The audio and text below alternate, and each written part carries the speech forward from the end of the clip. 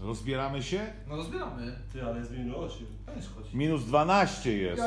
Ja idę w śnieg. Rozbieramy się.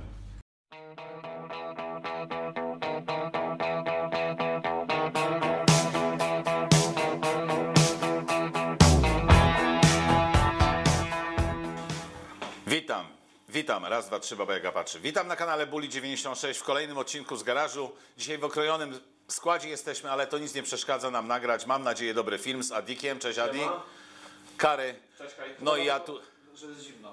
Chyba, że jest zimno, tak. I ja tutaj przed, a właściwie za kamerą kręcący to wszystko. Zimą to chyba każdy motocykl ma jedno pragnienie. Krzyczy, woła. Daje sygnały, rozbierz mnie, rozkręć mnie, rozbierz mnie, rozkręć mnie. I tylko tyle. I tylko tyle, nic poza tym.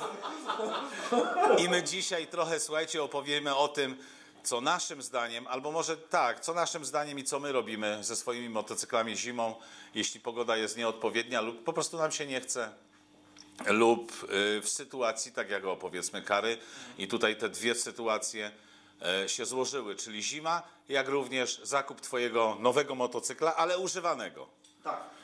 Beton. Kary kupił używany motocykl, to jest Husqvarna, którą tutaj widzicie, rozebrana w drobny mak. No może nie w drobny mak, bo ona częściowa już została złożona. Husqvarna chyba 70 motogodzin ma, tak? Tak. Przejechane. No i podjąłeś decyzję, że rozbierasz go w drobny mak. To znaczy zawsze to robię, jeżeli kupuję nowy motocykl w cudzysłowie, czyli nowy używany. Nowy dla ciebie, tak? Tak, to zawsze ten motocykl muszę rozebrać do tego, żeby uspokoić swoje sumienie, czyli, nie sumienie, źle powiedziałem, żeby po prostu poznać ten motocykl i zobaczyć, co w nim siedzi. Ze względu bezpieczeństwa przede wszystkim i ze względu na to, żeby zapobiec pewnym awariom na przyszłość, bo nie mam stuprocentowej nigdy pewności, że ktoś zrobił coś, co powinien zrobić, a nie zrobił, nie? Tak. My was, słuchajcie, no oczywiście tak, nie każdy jest mechanikiem i nie każdy ma taką wiedzę, jak powiedzmy, chociażby tutaj wspomniane Kary, czyli ty, ale namawiamy do tego, żeby taki motocykl rozłożyć czy rozebrać, że się tak wyrażę, w drobny mak.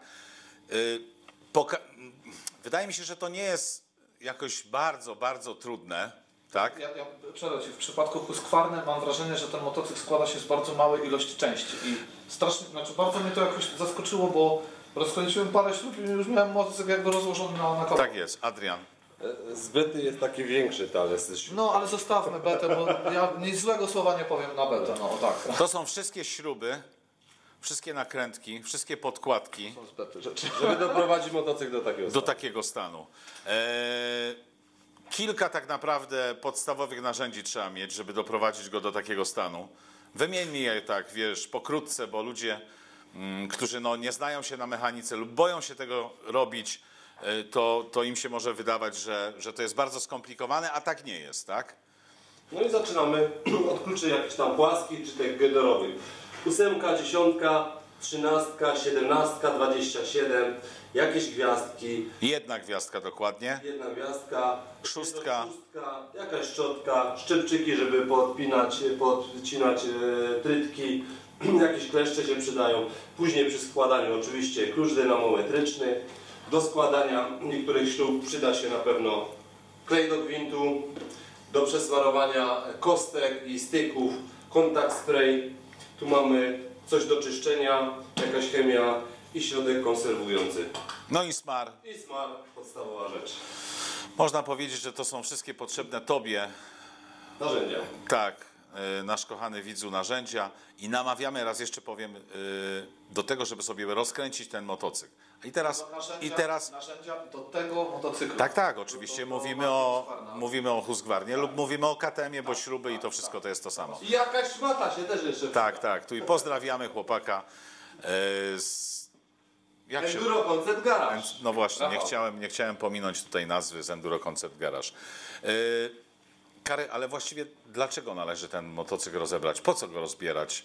Jak wydaje mi się, że on, jeździł 70 motogodzin, tam nic nie powinno być złego, co się może wydarzyć? Tak jak powiedziałem wcześniej, zapowiedź pewnym awariom, które następują jedna po drugiej. Jeżeli się jedna rzecz zepsuje, uszkodzi, to ona pociąga następną i potem Zostaje tak, że tylko ten silnik chodzi, a wszystkie wahacze, wszystkie zawieszenia, wszystko jest rozklekotane, motocykl jedzie jak dyliżans, wszystko się po prostu rusza, wysypuje. Jest niebezpiecznie po prostu. Ja przypominam tylko, to jest taka, no, to jest rzecz oczywista, ale może nie dla wszystkich, tak? Te motocykle, na których my jeździmy, one naprawdę pracują w bardzo, ale to bardzo ekstremalnie trudnych warunkach pogodowo, nie wiem, terenowo. Chyba tylko w kopalni soli są gorsze. Jest trudniej, no. Ale żeby ten film tak za bardzo, słuchajcie, nie przegadać, nie, to zacznijmy od tego, od takich podstawowych rzeczy, które naszym zdaniem należałoby wykonać i które prawdopodobnie no, każdy zdrowo myślący człowiek, który wie, ile jest 6 razy 9, 54, tak? Ja to zawsze na palcach, ale 6 palec zaginam, tu masz 5, tu masz 4, 54. Ile jest 6 razy 9, Może tak? z pozorom, że to kosztuje, ale to tak naprawdę jak się tego nie zrobi, to te koszty się podwajają. Odchodzą w czasie, tak. Tak jest, no. No i dobra, Kary. No i Nie, wiesz, nie alfabetycznie, nie kolejno, co powinniśmy zrobić? Po rozebraniu motocykla, powiedzmy, do gołego, no. Ja powiem, od czego ja zacząłem. Okej. Od kółek, czyli od dołu. Co z kółkami? Pościągałem koła, sprawdziłem tuleje, jak wyglądają te, które uszczelniają przy zimmeringach. Tak. Łożyska. Łożyska sprawdziłem, czy nie ma luzów. Szprychy. Tak, szprychy całe, pograłem na szprychach. Jeżeli jakaś szprycha dawała taki głuchy dźwięk albo była luźna, to ją dociągałem. Adi, ale jak już jesteśmy przy kołach, nie? Tak. To co jeszcze? Jeżeli motocykl nam stoi przez okres zimowy, warto jest spuścić albo przynajmniej odpuścić częściowo powietrze z tublisa, żeby on nie był naprężony, żeby ta guma... Jasne, tam jest 7,5, 8 atmosfer, nie? A w związku z tym, no po co to obciążać? A jak już jesteśmy, wiesz, przy, no nie wiem, Przy kółkach, no to przy Blisko okresie zimowym, może tak. No to warto jest też, jeżeli motocykl mamy garażowany w garażu nieogrzewanym, wyjąć akumulator i zanieść go do domu, do ciepłego miejsca. Tak. Okej. Co jeszcze, Kary? Czyli jak jesteśmy przy kółkach, zrobiliśmy koła, To dalej wahacz. wahacz, czyli Co z wahaczem? Czyli te całe ramię, one Aha. są użyskowane na samym początku.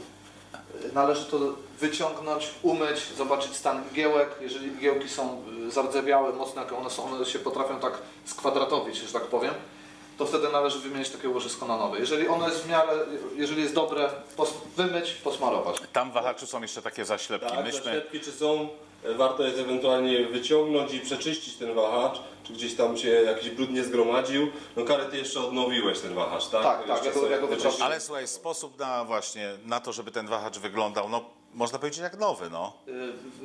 Wytrawiany do aluminium, jest specjalny taki płyn do mycia zbiorników, rozcieńcza się go odpowiednio, psika się, on ma taką... Nie wiem, Bardzo często firmy transportowe to używają i uwierzcie mi, zachowanie dobrej proporcji, posmarowanie, znaczy umycie tym na przykład zbiorniku, który jest z aluminium, no wygląda jak nie ma nowy, zacieków, nie? wygląda bardzo dobrze. Jest troszeczkę matowy, ale to potem jakąś tam wełną stalową można to przelecieć. No jak już jesteśmy przy wahaczu, to warto jest też wspomnieć o jak to się Regulatorach nazywa? na zacisk. Regulatorach właśnie. Tu pod tą gumką, może Marek Ja pokażesz. wezmę tą kamerę. Pokaż. To jest choroba bardziej starszych motocykli. Tak, tu pod tą gumką jest tulejka. Jest tulejka, która jest nasmarowana takim białym smarem. Warto to jest to ściągnąć, przeczyścić, na nowo wysmarować, żeby to się po prostu nie zapiekało, tak? Tak samo te, jak się nazywają, cylinderki z tłoczki z Podciągnąć hamulca. jakieś tam Tak. penetrujące płyny. Wyczyścić dobrze. Kary, Od razu ale kontrola klocków. no bo to jest za każdym razem kontrola. Oczywiście, jeśli widzimy, że coś jest nie w porządku, to należałoby tą zużytą część wymienić. No, nie ma co aż tak, nie wiem, szaleć. Tak, ale- Jeżeli ten klocek ale tu jest- w miarę dobry, to go można założyć, bo Ale tu jest kontrola i czyszczenie, kontrola i czyszczenie. Tak. W większości, no w twoim przypadku, tak? Tak, bo no, tutaj akurat, jeżeli coś rozebrałem, jeżeli to już miałem rozebrane, no to automatycznie umyłem, nasmarowałem, poskładałem. Dobra, co jeszcze panowie? Bo teraz tak, mamy zrobiony dół, tak? Tak, mamy koła, mamy wahacz. Mamy koła. Możemy wyżej. Możemy, teraz tak, no zawieszenie. Kontrola łożysk na wahaczu, Tak. tak? Trzymanie amortyzatora, motocykl z PDS-em oczywiście. Tak. W przypadku kiwaczki To tak samo rozebrać. smarujemy prolinka, czyścimy, jeżeli są łożyska wywalone, wymieniamy, tak? Tak. Dalej, jeżeli chodzi o łożyska, główka ramy. Tak. Czyli sprawdzić główkę ramy, zobaczyć, czy on tutaj już nie ma takiego przeskoku, bo to się też zdarza. Jak jest łożysko wybite, to on zaczyna... Tu jeszcze chciałbym tak na chwilę się zatrzymać przy tej główce ramy. Wiecie, o co chodzi, nie? Tak, z tym skrętem, tak. Trzeba ją odpowiednią siłą dokręcić później, żeby, nie, jak to Andrzej mówi, Żukier, żeby nie złapać tak zwanej ryby. Żeby ta kierownica szła jednak z takim oporem, żeby ją po prostu nam nie wyrwało z rąk na jakichś tam wertepach, tak? Żeby ona za luźno nie szła. Ona musi troszeczkę tak ciężej iść. Tak Więc Nie, to tak nie samo. może wracać samoczynnie, nie? Tak. Musi po prostu... Jesteśmy chyba, no nie wiem, w połowie tego wszystkiego, co my robimy i co naszym zdaniem jest no, istotne, ważne i tak dalej. I można powiedzieć, że do tego momentu, dalej jeszcze raz będę tutaj jak mantrę powtarzał to wszystko, średnio rozgarnięty facet, Tak. znający w tym przypadku 7 razy 8, 56. Albo kto miał klocki Lego. Tak jest. To naprawdę, Da sobie radę. Tak, to naprawdę. Jedna to jeszcze taka uwaga, bo no, mogą być ludzie, którzy się będą bać tego, nie? Ja pamiętam jako dziecko, rozebrałem coś, złożyłem i zostało trochę śrubek, nie? Dobrze jest sobie robić po prostu zdjęcia, no. Zdjęcia to raz, a ja mam na to tak, bo ja też mam ten problem, że potem kurde, gdzie ta śrubka była, bo jedna jest dłuższa, jedna krótsza. Wkładam sobie, czy tam sobie maluję na pudełku, co jest z czego, jakąś karteczkę wrzucam, nie wiem, części, dajmy na to z plastików, części z tego, śrubki z tego, opisuję sobie po prostu i potem wiem, nie? Można jeszcze zrobić coś takiego, że wyciąć sobie na przykład tak, jak jest obudowa z dekla sprzęgła, wyciąć sobie taki kartonik i w tym jakby kole wbijać sobie te śruby, w którym miejscu są. Bardzo przydatne. Tak, dlatego, że te śruby, o czym tutaj Kary mówi, są różnej długości, nie? No. To pomaga, jak ktoś tam Okej. robi to pierwszy raz. A jak już jesteśmy przy śrubach, no to czyli 8, 10 i co? Jedziemy z tym koksem, nie? Sprawdzimy dokładnie w silniku wszystkie śruby, oczywiście z wyczuciem, najlepiej to robić dynamometrycznym kluczem, czy są dobrze podokręcane, tak?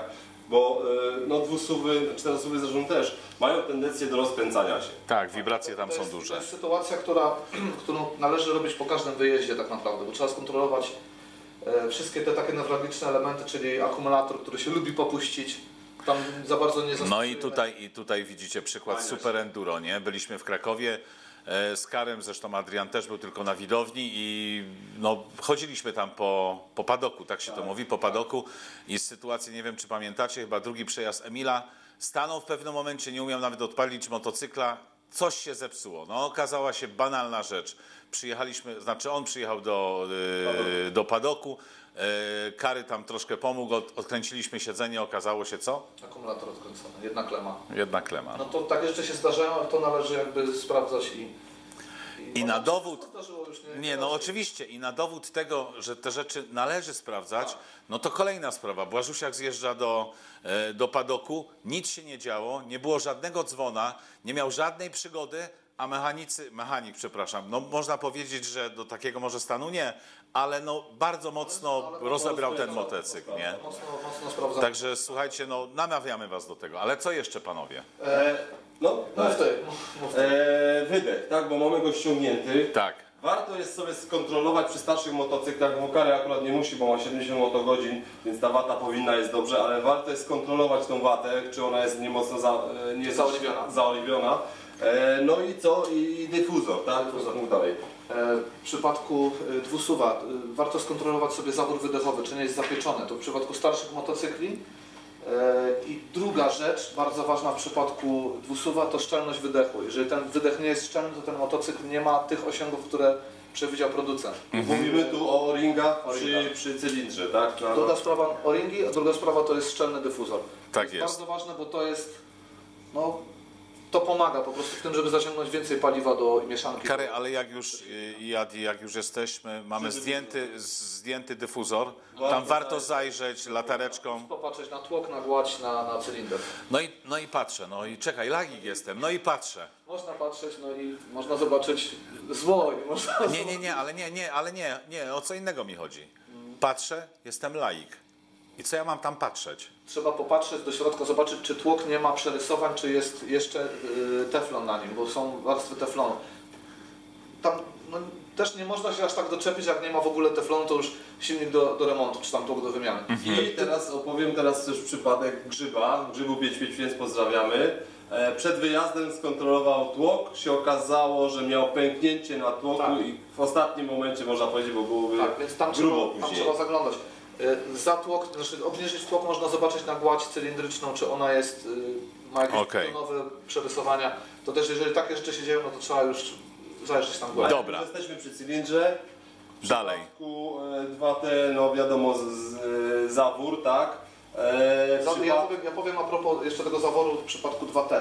Słuchajcie, musicie przyspieszyć, zostało mi 9% baterii. W przypadku zaworów w 2T to są zawory listkowe, czyli membranowe, takie listkowe i na to warto w starszym motocyklu popatrzeć, bo te zawory czasem potrafią się urwać, stare. Wpadają do silnika, do środka i robi się po prostu miazga. Dobra. 4T jeszcze. W 4T kontrola zaworów, I jak sprawdzić stan naszego sprzęgła? Tak szybciutko. zmierzyć go każdy, Ale czyli przechylamy motocykl na lewą stronę. tak. Położyć go, wyciągnąć sprzęgło całe i zmierzyć albo grubość całego sprzęgła, albo pomnożyć sobie każdą tarczkę razy ilość tarczek. Każda grubość tarczy jest podana w serwisówce danego modelu motocykla. Okej. To warto popatrzeć na to, żeby nas to nie zaskoczyło kiedyś tam Okej. przy wyjeździe. Co jeszcze, Adi? W TPI-kach i w czterosuwach oczywiście też warto jest, nawet trzeba od czasu do czasu wyczyścić filtr paliwa, który jest w baku, tak? Tak. Tak. Bo nam się wydaje, że lejemy, mimo tego, że ja mam na przykład sitko takie jeszcze specjalne do baku, to i tak jest zasyfiony, czarny jest ten filtr. Oczywiście. Tak? Warto jest to czyścić. Proszę mi uwierzyć, nie wiem czy widzieliście. Ja ci wierzę. Już mnie mniej proś. To jest po prostu tak jak jakbyś po prostu nalał tam, nie wiem, wody z gliną. Jest Jasne. trudny ten film. Co jeszcze, Kary? Chłodnice. Chłodnice. Skontrolować Węże. chłodnice, czy są szczelne, czy nie są krzywe, czy gdzieś nie są węże pozaginane, bo od kamienia czasem potrafi być wąż zagięty. Te taśmy zaciskowe, nie? Też sobie zobaczyć na opaskach. Spróbować też z czuciem, żeby ich nie przerwać. Nie No, słuchajcie, raz w roku warto jest też wymienić ten płyn, to nie są duże koszty, ale wymienić płyn chłodniczy na nowy. No, można powiedzieć wszystkie płyny ustrojowe, nie? Oczywiście i w No. tym, i w doty, obydwa w hamulcach. Pewnie o wielu rzeczach żeśmy jeszcze zapomnieli, ale warto jest właśnie wymienić te wszystkie płyny ustrojone, ale przede wszystkim sprawdzić instalację elektryczną. Wszystkie kostki rozpiąć, przeczyścić, napsikać. Oczywiście, ta kierownica, słuchajcie, pracuje, tu gdzieś są jakieś zagięcia, te przewody czasami się potrafią przetrzeć, nie? No, zdarzają się takie historie, przecież nierzadko. No ja ostatnio miałem awarię tutaj, tego kabla jakbyś mógł pokazać, to jest kabel napięciowy tutaj. Tak. Kary, ty już też ci się kłania, proszę bardzo, o, znalazłem ci. Ha! Tu to pracuje przy zgięciu cały czas. Miałem przerwane dwa kabelki. Najpierw się okazało, że nie mam titka. Myślałem, że to wina titka. Był kabel przerwany, a później nie działało mi gaszenie motocykla. To też była wina przerwanego kabelka stron. Trzeba przylutować, zaizolować. Dobrze. Jedna rzecz, która jest po prostu w tym motocyklu. 5% baterii. Bo jeszcze konkurs, tak? Tak, w ogóle. Podgrzewane manetki. Mua! Podgrzewane manetki. Słuchajcie, mamy dwa konkursy zaległe. Jeden konkurs to rękawiczki i koszulka z nagrania o motocyklu SWM i tutaj Patryk wraz z ojcem są oczywiście tymi sponsorami. Wygrał kto? Koszulkę wygrał Bartek Gronkiewicz, Tak jest, gratulujemy. a rękawiczki Piotr Trzepak. I prosiłbym te dwie osoby, aby na ten sam adres mailowy a.b, jakbyś tam wszedł jeszcze raz na jakąkolwiek, a.b motor@wp.pl, wysłać adres dostawy, Motors, adres dostawy i bluza, taki krótki film nagrałem o muzyce. Prosiłem was, żeby tam odgadnąć. Jestem zaskoczony, ja nawet nie wiedziałem w ogóle, co dodaję. 28 piosenek. 28 utworów, 28 wykonawców i zwycięzcą jest naszej bluzy 96 Enduro, którą Kary ma taką na sobie. Jest kto? Cinek 0396. Tak jest. Słuchajcie, z naszej strony to wszystko. My żegnamy się dzisiaj z wami. Prośba moja jest taka, aby pod tym filmem w komentarzach pisać, co jeszcze warto waszym zdaniem. Ale nie mówcie i nie piszcie, warto wymienić tłok, albo nie wiem, zajrzeć do silnika. Mówimy o prostych rzeczach, banalnie prostych, z którymi sobie poradzi. Coś, co się przyda tak naprawdę, bo zapobiegnie... Tak, a nawet jeśli ktoś dojdzie z was do wniosku, że dzieje się tam rzecz trudna, no to świetnie, bo pójdziesz do jakiegoś mechanika, do kolegi, który się na tym zna i ci pomoże w tym wszystkim. Tak. Moim zdaniem to wszystko, dzisiaj nagrody znowu nie będzie, jakoś jesteśmy bardzo oszczędni. Jeszcze jedna rzecz na koniec, mam nadzieję, że baterii nam wystarczy. W związku z Wielka Orkiestra Świątecznej Pomocy, tak, 3 naszych kolegów, bardzo dobrych rajderów, czyli Dominik Golszowy, Emil Juszczak i Cyprian. Dawid Cyprian z Czech. Będzie możliwość, ja to oczywiście podepnę pod tym filmem, wylicytowania z nimi wszystkimi szkolenie, które będzie trwało 4 godziny. Będzie ono zorganizowane na naszym terenie. Dlaczego na naszym? Dlatego, że chcielibyśmy nagrać to przede wszystkim, jak również pokazać wam, bo naszym zdaniem te tereny są bardzo widowiskowe, takie dla oka i czasami to wygląda jak na Księżycu. W dogodnym terminie dla zwycięzcy, który oczywiście na Allegro wylicytuje to wszystko i z taką małą modyfikacją, bo tam pod tym opisem nie ma tego, ta osoba, która wylicytuje, może wziąć z sobą osobę towarzyszącą, czyli też, jeśli jeździ. A w związku z tym ta kwota licytacji, można powiedzieć, i to szkolenie rozbija się na 2 osoby. Brakuje mi tchu. Dzisiaj to wszystko. Kciuki do góry, panowie. Rozbierajcie swoje motocykle. Rozbierz mnie każdy motocykl, to woła do was. Trzymajcie się. Na razie. Hej!